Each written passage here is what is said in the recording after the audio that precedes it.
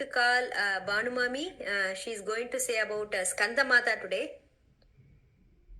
Banu Mami, yeah. Namaskaram to LKS and Namaskaram to everybody, all elders. இன்னைக்கு நான் தேவி ஸ்கந்த மாதா 4வது துர்கை 5வது துர்கையோட ரூபம் 5வது நாள் துர்கையோட ரூபத்தை பத்தி சொல்ல போறேன். அப்ப அதுக்கு முதல்ல ஒரு ஸ்லோகம் இருக்கு. சிம்மாசனகதா நித்யம் பத்மாஸ்ரித கரத்வயா சுபதாஸ்து சதா தேவி ஸ்கந்த மாதா யசஸ்வினி அப்படின்னு ஒரு ஸ்லோகம் 2 லைன் ஸ்லோகம். அதாவது ஸ்கந்த மாதாங்கிற பேருக்கு ஏத்தபடியே முருகனோட அம்மா. அப்போ அந்த முருகனோட அம்மா இவ நம்ம உடம்புல 7 சக்கரம் இருக்கு இல்லையா, அந்த 7 சக்கரத்துல விசுத்தி சக்கரம் தொண்டையோட சக்கரத்துல இருக்கா இந்த ஸ்கந்த மாதா. அப்போ இதுக்கு ஒரு கதை இருக்கு. ஸ்கந்த மாதான்னுங்கிறதுக்கு கதை இருக்கு. ஒரு ஊர்ல ஒரு காலத்துல தாரகாசுரன் ஒரு அரக்கன் இருந்தான். அந்த அரக்கன் ரொம்ப எல்லாரையும் கொடுமைப்படுத்தின்றான்.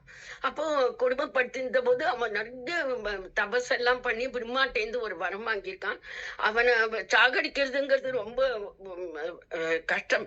அப்ப அவர்கிட்ட என்ன வரம் வாங்கியிருக்கான்னாக்கா, இப்ப சிவனோட பார்வதியோட குழந்தைதான் என்ன கொல்ல முடியும், வேற யாராலையும் என்ன கொல்ல முடியாது அப்படிங்கிற மாதிரி ஒரு வரத்தை வாங்கியிருக்கான். அப்போ சிவனுக்கும் பார்வதிக்கும் கல்யாணம் ஆயிடுத்து. அவ 2 பேரும் கைலாசத்துல வாழ்க்கையை நடத்திட்டு இருக்கா. ரொம்ப சந்தோஷமா இருக்கா. ஆனா அவளுக்கு குழந்தை இன்னும் பிறக்கல. அப்போ இந்த தாரகாசுரனை எப்படி கொல்றது? இவாளுக்கு குழந்தை பிறந்தா தானே தாரகாசுரனை கொல்ல முடியும். அப்போ அவர் எல்லாரும் மத்த கடவுள்கள்லாம் என்ன பண்றானாக்கா, இவனை மன்மதனை ஏவி விட்டு நீ பானத்தை விடு, புஷ்ப பானத்தை விடு. அப்ப அவர் சிவன் இல்லட்டன்னா அவர் எப்ப பார்த்தாலும் தபஸ்யாலே இருக்காரு. அப்போ அதனால அவரை அதுல இருந்து வெளியில கொண்டு வரணும்னா நீ தான் பண்ண முடியும்.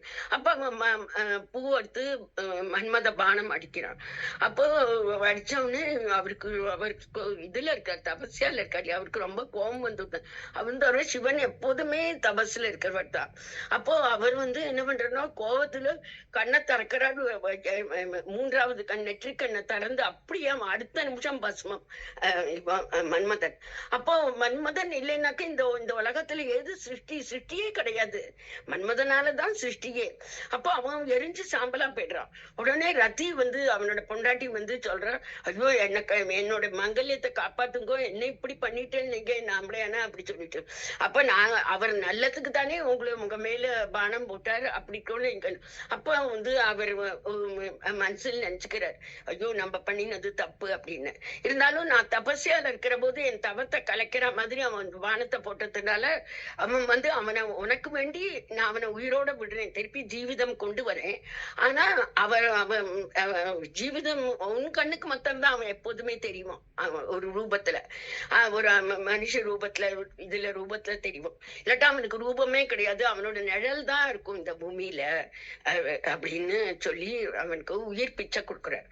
ஆனா அப்புறம் மத்தவெல்லாம் சொல்ற, ஒரு குழந்தை பிறந்தா தானே இந்த தாரகாசுரனை கொல்ல முடியும், அப்ப நீங்க ஏதாவது பண்ணணும். அப்ப அவர் என்ன பண்றாருன்னா நெற்றி கண்ணுல இருந்து, ஏன்னா அவெல்லாம் நம்மள மாதிரி மனுஷா கிடையாது, அவெல்லாம் தெய்வங்கள் இல்லையா. அப்ப அவ நினைச்ச மாத்திரத்துல ஒரு குழந்தைய உண்டாக்க முடியும். அப்போ அவர் நெற்றி கண்ணை திறந்து அதுல இருந்து 6 பொறிகள் நெருப்பு பொறிகளை விடுறார். விட்ட உடனே அது பூமியில விழக்கூடாது. விழுந்து விட்டுனாக்கா பூமியே எரிஞ்சு போயிடும், அவ்வளவு ஹாட் அது, அந்த ஹீட் அது.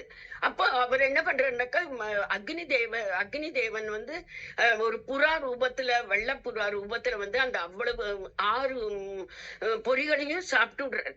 அவர் முழுங்கிடுறார். முழுங்கின உடனே அவராலையும் அவர் அக்னி தேவனா இருந்தாலும் அவரால் அந்த ஹீட்டை தாங்க முடியல. அப்ப அவர் என்ன பண்றாருன்னா அந்த பறந்து போயிட்டே இருக்கிற போது அந்த கங்கை நதி வருது, கங்கையில போட்டு விடுறாரு. அந்த 6 பொறிகளையும் நெருப்பு பொறிகளையும் இதுல போட்டு விடுறாரு. அப்ப கங்கா தேவி சிவனோட பொண்டாட்டி தானே. அப்ப அவ அந்த குழந்தை அந்த நெருப்பு பொறிகளை வளர்த்து அதை பாதுகாத்து வளர்த்து அதை ஒரு கருவாக்கி எல்லாம் பண்ணி வச்சிருக்கா. அப்போ அந்த சரவண பொய்கையில தான் இவர் சரவணன்னு பேர் இருக்க மாதிரி சரவண பொய்கையில் தான் இவர் வந்து ஜென்மம் எடுக்கணும். அப்ப அந்த சரவண பொய்கை வந்து சவுத்துல இருக்கு.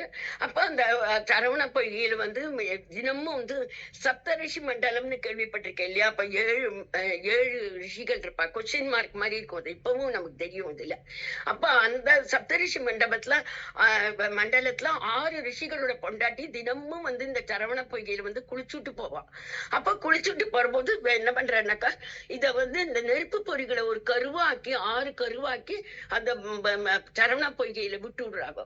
விட்ட உடனே தினமும் குளிக்கிறா இல்லையா? குளிக்கிற போது பிரெக்னென்ட் ஆயிடுறா, பிள்ளையாண்ட் ஆயிடுறா. அப்ப பிள்ளையாண்ட் ஆன உடனே இவாளுக்கு ஒரு இந்த கார்த்திகை மாசத்துல 6 குழந்தைகள் பிறக்கிறது. அப்ப இந்த 6 குழந்தைகளையும் 6 கார்த்திகை பெண்கள் வளர்த்துட்டு வரா. இந்த செய்தி வந்து பார்வதிக்கு தெரியற போது பார்வதி வந்து வரா. இங்க என்ன இருந்தாலும் அவ சிவனோட குழந்தை இல்லையா, நம்ம குழந்தை இல்லையாது அப்படி சொல்லிட்டு வரா. வந்த உடனே ரொம்ப 6 குழந்தைகளும் அவ்வளவு அழகா இருக்கு. அப்ப அப்படியே கட்டிக்கிறா, என் கண்களான்னு கட்டிக்கிறா. கட்டின்ற உடனே எல்லா குழந்தையும் ஒன்னாயிடுது. ஒரு உடம்பு 6 தலை அவருக்கு, அந்த குழந்தைக்கு. அப்ப அத அவ எடுத்துட்டு அந்த குழந்தையும் அப்ப அவளே ஸ்தன்யபானம் பண்றா குழந்தைகளுக்கு. அதை பார்த்து அந்த 6 குழந்தைய பார்த்த உடனே அவளோட ஸ்தன்யத்துல அவ்வளவு பால் சுரக்கிறது. அதனால குழந்தைகளுக்கு ஸ்தன்யபானம் பண்ணி குழந்தைகளை தன்னோட அழிச்சுட்டு கைலாசத்துக்கு போறா. அப்ப கைலாசத்துக்கு வரும்போது அவ எப்போதுமே ஸ்கந்த மாதாங்கிற பேருக்கு ஏத்த மாதிரி அவ எப்போதுமே அந்த குழந்தை எங்கேயாவது விட்டுட்டு போயிடுமோங்கிற பயத்திலயோ, அம்மாக்களுக்கு எல்லாம் அந்த பயம் இருக்கு இல்லையா? அப்ப எப்போதுமே குழந்தைய வந்து மடியில உட்காந்து வச்சுட்டு இடது கையால அப்படி அணைச்சுன்னு இருக்கா. அப்புறம் ஒரு கையில அபயாஸ்தம், அதாவது எல்லாரும் அபயம்னா என்னன்னா பயத்தை போக்குறவள் அபயம். அப்ப அந்த பயத்தை எல்லாருக்கும் போக்குறவ. அதுக்கப்புறம் வந்து இன்னும் அவளுக்கு 4 கைகள் உண்டு. 4 கைகள்ல 2 கைகள்ல தாமரை வச்சுட்டு இருக்கா.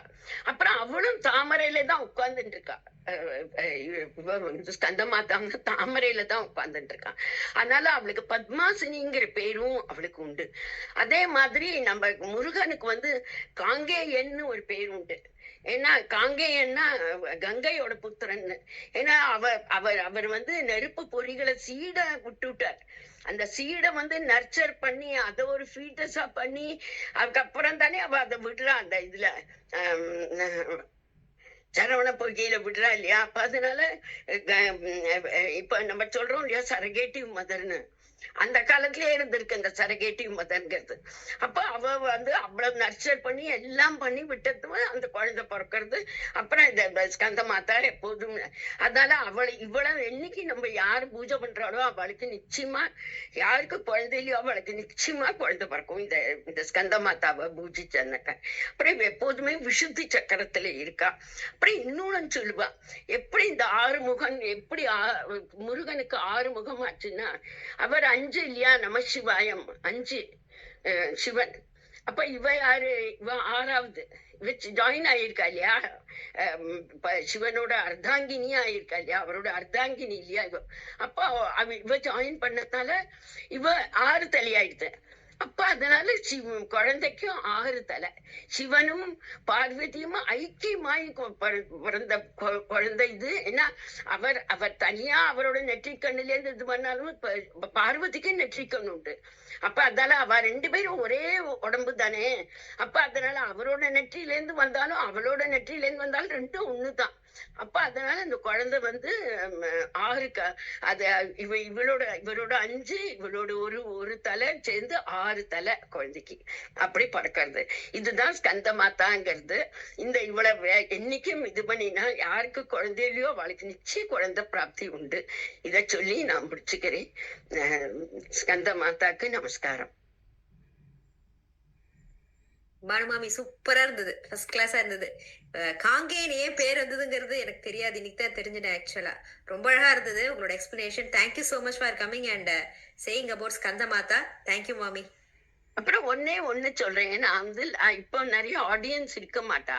So if time permits then I can say in Hindi also when in the last ஒரு 2 நிமிஷத்தை. Okay. Thank you mami. Thank you. Thank you. Next I would like to call Sri Padmanabhan Iyer for